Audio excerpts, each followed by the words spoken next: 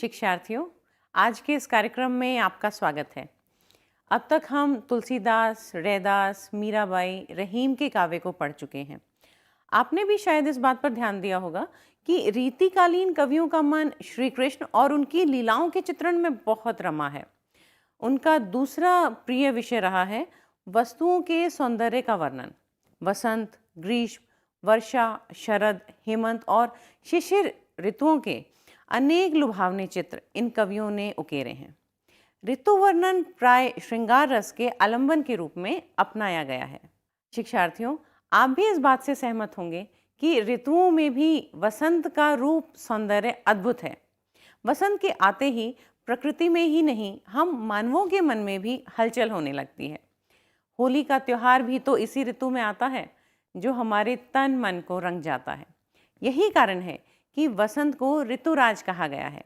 आज के इस कार्यक्रम में हम रीतिकालीन सुप्रसिद्ध कवि पद्माकर के बारे में जानेंगे और उनके कुछ कवित्वों में हम वसंत की कुछ छवियों का अवलोकन करेंगे। सबसे पहले हम पद्माकर जी का एक संक्षिप्त परिचय प्राप्त कर लेते हैं। महाकवि पद्माकर रीतिकालीन के श्रेष्ठ कवि माने जाते हैं। उनका जन्म संवत 1810 में जिला बांदा में हुआ था। उन्होंने अपनी प्रतिभा के कारण अनेक राज दरबारों में प्रतिष्ठा प्राप्त की थी। पद्माकर ने बांदा के हिम्मत बहादुर सिंह के दरबार में रहकर हिम्मत बहादुर विरुदावली की रचना की।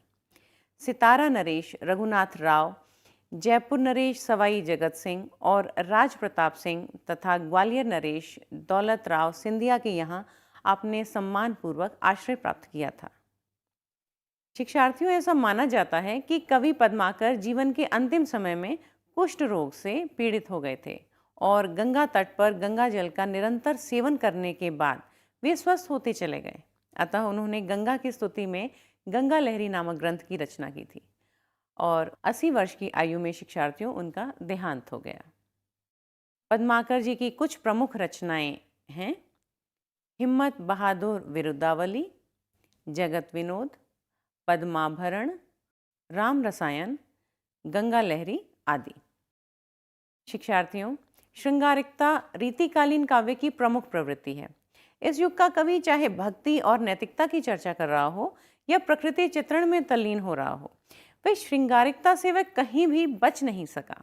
उसका मन वहीं रमता है।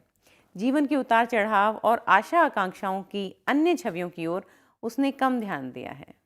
तो शिक्षार्थियों, हम चर्चा कर लेते हैं कि इस कार्यक्रम के हमारे उद्देश्य क्या क्या हैं। हमारे उद्देश्य हैं कि कवि पद्माकर के मुख्य काव्यात्मक स्थलों और दृश्य चित्रों का हम चयन कर सकेंगे।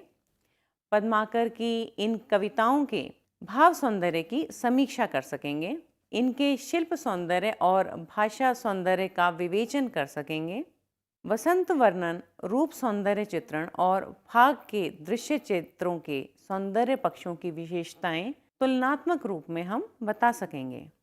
कवि की कल्पना, संवेदनशीलता, सहृदयता, चित्र विधायिनी प्रतिभा और भाषा सौंदर्य की सराहना कर सकेंगे।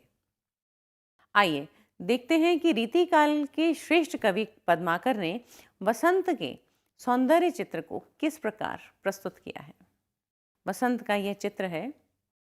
औरे भांति कुंजन में गुंजरत भौर भीर, औरे डौर झौरन पे बौरन के हुए गए, कहे पद्माकर सु औरे भांति गलियान, छलिया छबीले छैल औरे छबी छुए गए, औरे भांति बेहग समाज में आवाज होती, ऐसे ऋतुराज के न आज दिन द्वे गए, औरे रस औरे रीति औरे राग औरे रंग, औरे तन औरे मन हुए गए। इस कवित्व में कवि ने वसंत के कारण प्रकृति के रूप सौंदर्य में आए अवर्णनीय परिवर्तन का बड़ा अनूठा और उल्लास से भरा हुआ चित्रण किया है। ऋतुराज वसंत हैं। उनका आगमन प्रकृति में और मानव समाज में बाहर और भीतर अत्यधिक मादकता भर देता है। इस कवित्व में कवि ने शब्द ध्वनियों के माध्यम से वसंत का मनमोहक वर्णन किया है। कवि कहते हैं कि वसंत को आए अभी 2 दिन ही हुए हैं कि कुंजों में भौरों की भीड़ कुछ और ही तरह से गूंजने लगी है। यहाँ कवि ये कहना चाहते हैं कि भौरों का समूह प्रसन्नता और हर्षोल्लास के साथ मानो वसंत का उत्सव मनाने के लिए एकत्रित होकर एक स्वर में गुंजार कर रहा है। अर्थात पुष्प समूह ने भौरों में एक अलग ही तरह की प्रसन्नता और उत्साह भर दिया है। डाल डाल पर भौरों के जो गुच्छे दिखाई देने लगे हैं, उनका रूप स्वरूप कुछ ऐसा हो गया है कि उसे शब्दों में व्यक्त करना कठिन है। गली गलियारों में बने ठने युवक युवतियों में वसंत के सौंदर्य से जो काम भाव उत्पन्न हुआ है, उससे प्रभावित दिखाई दे रहे हैं, वे हर्षित दिखाई दे रहे हैं। ऐसे मोहक ऋतुराज वसंत को आए अभी कुछ ही समय बीता है। पक्षी भी सामूहिक रूप से प्रसन्नता पूर्वक चहकने लगे हैं। कवि कहता है कि यह परिवर्तन सब ओर दिखाई दे रहा है। सारा वातावरण रस से, रंग से, रीति से, गीत और प्रेम से बिल्कुल बदल गया है। तन, मन और वन उपवन सभी में बदलाव आ गया है। इस बदलाव को अनुभव ही किया जा सकता है, इसे समझाया नहीं जा सकता। शिक्षार्थियों, इस कवित्व में कवि ने वसंत का एक ऐसा उल्लासमय सौंदर्य चित्र उपस्थित किया है जिसमें रूप, रस, गंध, मादकता सबका सम्मिश्रण दिखाई दे रहा है। निरपेक्ष और शुद्ध प्रकृति चित्रण का ये बड़ा मनोरम और आकर्षक उदाहरण है। वातावरण निर्माण के लिए कवित्व में ध्वन्यात्मक शब्दों का बड़ा कलात्मक प्रयोग किया गया है। इससे जो चित्र तैयार होता है वह अपेक्षित वातावरण को प्रत्यक्ष करने में बहुत बड़ी भूमिका निभा रहा है और बहुत ही प्रभावशाली बन पड़ा है। ध्वन्यात्मक शब्दों द्वारा ऐसी प्रतिध्वनियां पैदा की गई हैं जिसका प्रभाव पाठक के मन पर, हम पर देर तक बना रहता है। शिक्षार्थियों, इस कवित्व में अलंकारों की बात करते हैं। आप जानते ही हैं कि जब एक ही ध्वनि अथवा वर्ण की पुनरावृत्ति होती है तो उसे अनुप्रास अलंकार कहते हैं। यहाँ भीर, भौर, छलिया, छबीले, छैल, छवि, छुए गए तथा तन मन में अनुप्रास का चमत्कार देखने योग्य है। इस कवित्व में लगभग प्रत्येक पंक्ति में अनुकरणात्मक शब्द ध्वनियों का अनुप्रास झंकृत प्रयोग बहुत सुंदर बन पड़ा है और भांति की बार बार आवृत्ति से भावाभिव्यंजना को और अधिक व्यापक और प्रभावशाली बना दिया है। शिक्षार्थियों, आपने पहले पढ़ा होगा कि और शब्द व्याकरणिक दृष्टि से किन्हीं दो शब्दों अथवा वाक्यों को जोड़ने के लिए प्रयुक्त होता है, परंतु यहाँ पर यह जो और शब्द है इस रूप में नहीं आया है।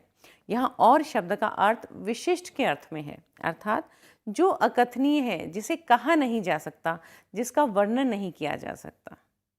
तो शिक्षार्थियों, हमने वसंत का चित्रण पढ़ा और जाना कि पद्माकर की कविता किस प्रकार मन को छू जाती है। वसंत ऋतु की सुंदरता का वर्णन करते हुए भी व्यक्ति को बार बार यही लगता है कि ऐसा कुछ है जिसका वर्णन करना संभव नहीं है, वह तो और ही कुछ है। अब हम अगला कवित्व पढ़ते हैं और यह कवित्व होली अर्थात फाग पर आधारित है। एके संग धाय नंदलाल औ गुलाल दो, द्रगनी गए जू भरी आनंद मढ़े नहीं, धोए धोए हारी पद्माकर तिहारी सौ, अब तो उपाय एक चित्त में चढ़े नहीं, कैसी करों कहाँ जाऊं कासे कहूँ कौन सुने, को तो निकासो जासे दर्द बढ़े नहीं, एरी मेरी बीर जैसे तैसे इन आँखन ते, कढ़ी गो अबीर पे अहीर तो कढ़े नहीं। इस कवित्व में पद्माकर ने फाग अर्थात होली का बहुत ही हृदय स्पर्शी, दिल को छू लेने वाला चित्र अंकित किया है। एक गोपिका कृष्ण के साथ गुलाल से फाग खेलने का बड़ा सजीव वर्णन अपनी प्रिय सखी से करती है।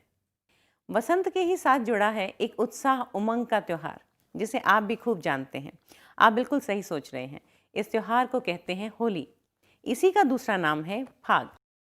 वैसे फाग उन लोकगीतों को भी कहते हैं जो होली के समय में गाए जाते हैं। आइए देखते हैं कि पद्माकर फाग का चित्रण किस प्रकार कर रहे हैं। कवि की कल्पना को कुछ गहराई से समझने का हम प्रयास करते हैं।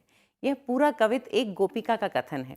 उसकी परेशानी क्या है, इसे समझने के लिए होली के एक रिवाज को याद कीजिए। अबीर गुलाल हवा में उड़ाना, उछालना। यह उड़ता गुलाल तो गोपिका की आंख में ही चला गया है। उसके साथ साथ नंदलाल भी उसकी आंख में बस गए हैं।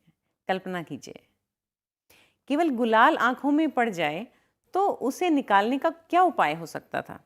गोपी आंखें धो धो कर हार गई है, उसे सफलता नहीं मिल पा रही है। ऐसा क्यों? उसे क्या छटपटाहट है? कासे कहूं, कौन सुने, में क्या कथा छिपी है? क्या गोपिका की बात आपको विश्वसनीय लगती है? नंदलाल की आंखों में बस जाने का दर्द दूर करने के लिए वे क्या नहीं समझ पा रही है। अबीर तो जैसे तैसे निकल गया, पर अहीर नहीं। पर अहीर कौन है? अहीर हैं श्री कृष्ण। क्या गोपी सचमुच कृष्ण को आंखों से दूर करना चाहती है? नहीं। पूरी कविता में कवि की व्यंजना पर ध्यान दीजिए।